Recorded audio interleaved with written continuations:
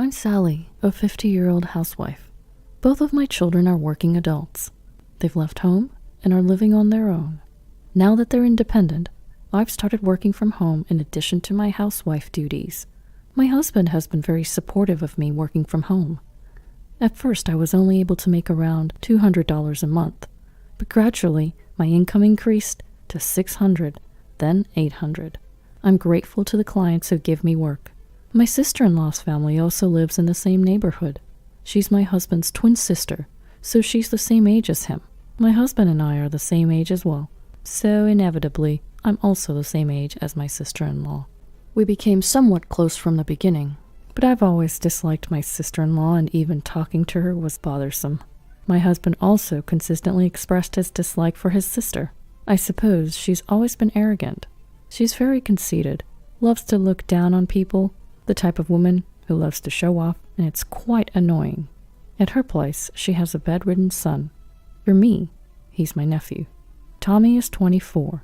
He has suffered from a serious illness since he was little, and he can hardly move his body.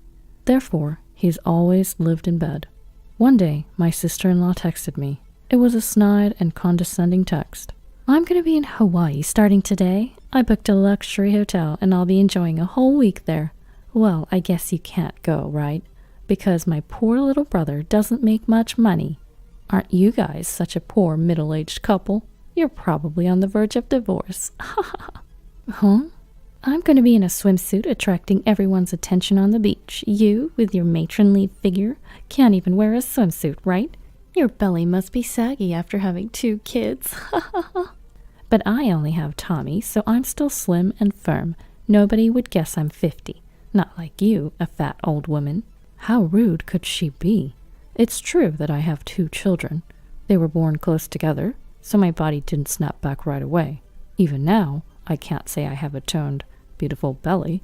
I have a matronly figure, but so does my sister-in-law. My sister-in-law seems to have a lot of confidence in herself, but to me, she's the same level. If she was a very beautiful and well-shaped person, I might be able to tolerate her comments. But why do I have to hear this from my sister-in-law? Moreover, I wondered what she was going to do with Tommy. So what's going to happen with Tommy? Are you leaving him somewhere or having someone come in every day? Even staying overnight? Huh? There's no way I'm doing that. It's a hassle. He'll be fine just sleeping at home, won't he? Anyway, I left some drinks and things by his bed. That's horrible. How can you do such a thing? What? I don't need to be told by someone like you who hasn't had any hardship. My life is messed up because of him. I shouldn't have had a son like that. Well then, I'll take care of him. I'll go get Tommy now. Do whatever you want. I'll be happy if he's gone. Just wait. I'll be there shortly. And so I headed towards my sister-in-law's house. It's a mere 5-minute drive, so it's very close. Tommy is bedridden and uses a special wheelchair to get around. That's why I headed there in a station wagon, which can accommodate a wheelchair. You really came for this kind of guy? Yes, I did, because I feel sorry for Tommy. He's just a burden, just lazing around doing nothing at his age. Well, you're also a full-time housewife loafing around, so you're perfect for each other. I'm doing remote work, you know. I'm not a housewife loafing around, and not all housewives are loafers, right? Pff, remote work, huh? That's not a real job. Both my husband and I are full-time employees. You're basically just a housewife. It'd serve you right to spend the rest of your life taking care of Tommy. Oh, is that so? Let's go, Tommy. Okay. Tommy seemed to be rather downcast. It can't be helped, as he's being treated like this by his biological mother. I understand that taking care of a sick child is very difficult, but it's too cruel to say such things right in front of him. At the very least, if she has to vent, I wish she would do it somewhere out of the child's sight. It doesn't matter whether the child is an adult, because anyone in the same situation will definitely get hurt. After some time, I managed to bring Tommy to our house. Then my husband came home. "Oh, Tommy, why are you here?" "Uncle David, I'm sorry. The truth is, your sister was going to leave Tommy behind because she's going on vacation, so I said I'd bring him home. I'm sorry for doing this without consulting you first." "No, it's all right. My sister must have lost her mind. Leaving him behind is just the lowest. Tommy, feel free to stay here from now on. We'll take good care of you." "Uncle David, that's right. You don't have to worry about anything. I've loved you since you were a kid." "Thank you, Aunt Sally." I absolutely detest my sister-in-law and her husband. They're terribly malicious and the worst kind of people. However, I've always liked Tommy. Despite suffering from his illness, he's overflowing with empathy for others, and above all, he's very smart. I don't think he's been able to attend special education school much, but he was naturally bright to begin with. I've always thought that he was the definition of a smart kid. I heard my sister-in-law and her husband left for Hawaii after that. I was shocked that they really intended to go to Hawaii, leaving behind their bedridden son. I wonder what they would do if something happened to him. They wouldn't be able to come back right away. My husband was equally astounded. Seriously, my sister and her husband must be out of their minds, going to Hawaii and leaving Tommy behind. I agree. I might be out of place saying this since I've never taken care of him, but to leave him without making use of any care services or facilities? If that message hadn't come, Tommy would have been left behind without us even noticing. Gives me the chills. Yes, it's really horrible. Indeed, I've never cared for a child with a serious illness. My in-laws are still very much alive and well, and they've always said that if they ever become unable to move, they'll go to a senior home, so I've never been a caregiver either. That's why I didn't feel in a position to criticize my sister-in-law, but I still can't fathom how she could just leave her son with only a drink and abandon him.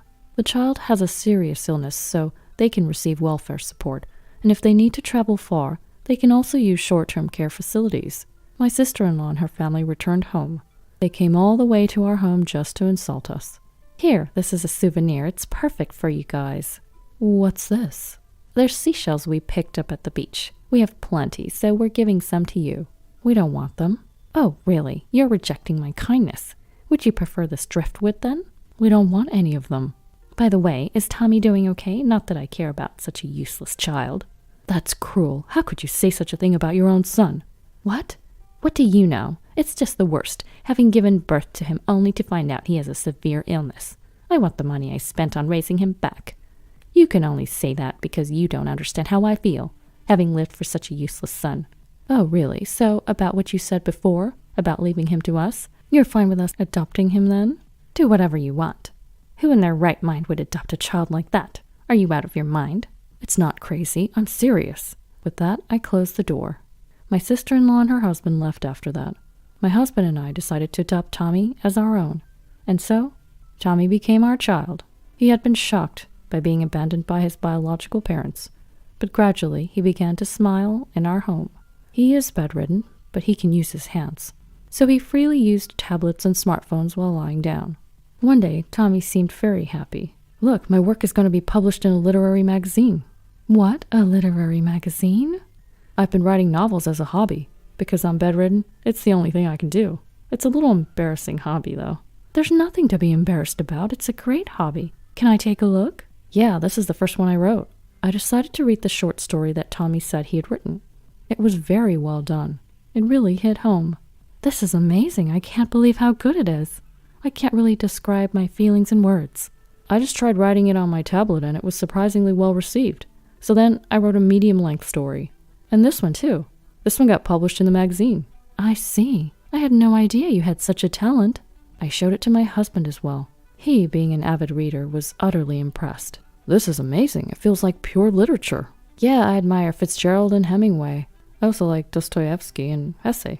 So that's why you wrapped it up like this. It gives off a somewhat melancholic feeling. The authors you mentioned, their works are indeed sorrowful or rather tragic. Thanks. That's what I aim for.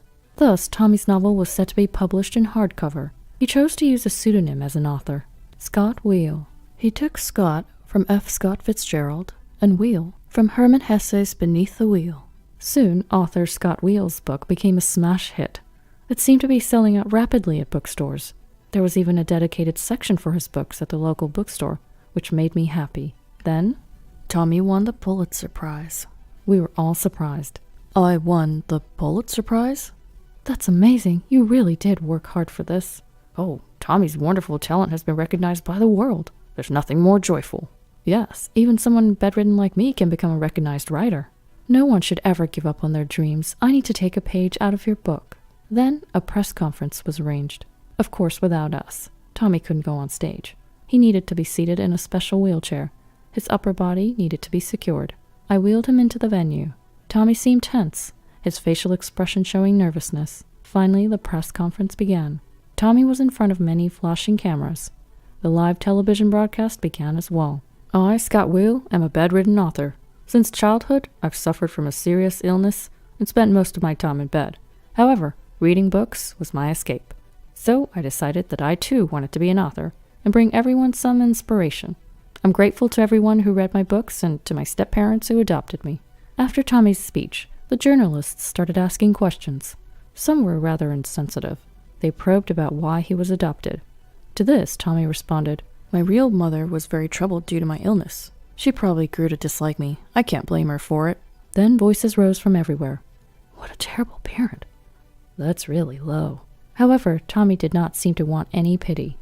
"Everyone has their circumstances, so I'd ask you to not judge them here. Please, I beg you." When everything ended, my husband and I helped Tommy get into the car. Our car was modified so that Tommy's wheelchair could easily get in.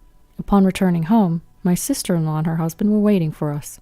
"Tommy, you won the Pulitzer Prize? I'm so happy. Come live with us again." My sister-in-law suddenly changed her attitude. She probably thought that Tommy was going to make a lot of money. "No, I'll keep living here.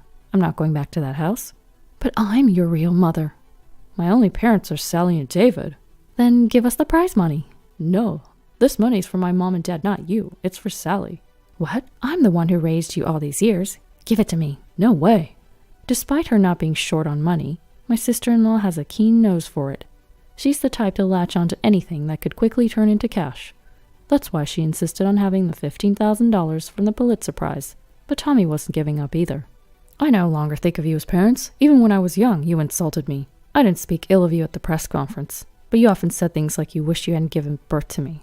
You even said you wanted to abandon such a worthless son, didn't you? Do you have any idea how much that hurt? I'm the one who's at a loss for having given birth to someone like you. You should be the one apologizing. I did nothing wrong. How dare you forget the favor of raising you?" Her husband also kept demanding for the money. It made me wonder how greedy they could be. It's shameful. Really vulgar. They flated their status as full-time employees and how they weren't short on money, yet they seemed foolish. So I decided to counterattack. "You love money so much you're selling all kinds of stuff in those online marketplaces, aren't you? You're that desperate to make a profit?" "What?" "Look, you're selling a bunch of seashells, right? And it seems like you're also selling coral. You think that's okay?" "Huh? Everyone buys seashells to decorate their homes." "No, that's not okay. Maybe taking a few seashells as a souvenir from a beach in Hawaii is okay, but certainly not coral. Even if you say it's not okay, they're beautiful and they're not alive, so what's the problem?" "It's not about that. Both seashells and coral are important in forming the beach. Even if the coral is dead, it's not okay to take them home. It's even written on Hawaii's official website. Maybe check out the fishing regulations of Hawaii. It'll show you it's not okay. And seems you might even have to pay a fine if it's deemed malicious." "What? No way, I absolutely refuse." "Well, since you're selling them on the online marketplaces, it's definitely malicious. So I'm going to report you. We're going inside the house now. Bye." "No, don't." "I totally will. You'll definitely get caught. I can't wait." And with that, we swiftly went inside our house. Immediately after, we contacted the police. Anyone might pick up a few seashells, but I saw it on the online marketplace. My sister-in-law was selling a huge amount of seashells and coral, and it was a ridiculously large amount. I thought she was a poacher or something. She might have thought it was okay to take coral as long as it wasn't alive, but ignorance can be scary. Of course, I also reported her on the online marketplace. Well, I realized the situation just yesterday, so I think it served as a perfect payback. Ever since then, my sister-in-law got involved with the police and ended up paying fines. I hope she realizes the gravity of her actions. She has done something so serious that she should reflect on her actions. Since then, my sister-in-law has stopped coming to our house. I wonder if she's scared that I might do something again. As far as I'm concerned, I wouldn't do anything unpleasant to her unless she does something to me. But I don't want to deal with my sister-in-law, so I'm thankful she's keeping her distance. I wish she would keep it this way forever. I, on the other hand, am taking care of Tommy while working from home. I'm also getting help from a caregiver, so I don't have to do everything on my own. Indeed, it's tough to care for him as he's bedridden, but I'm happy just to be able to be with him. I want Tommy to keep writing novels worry-free from now on.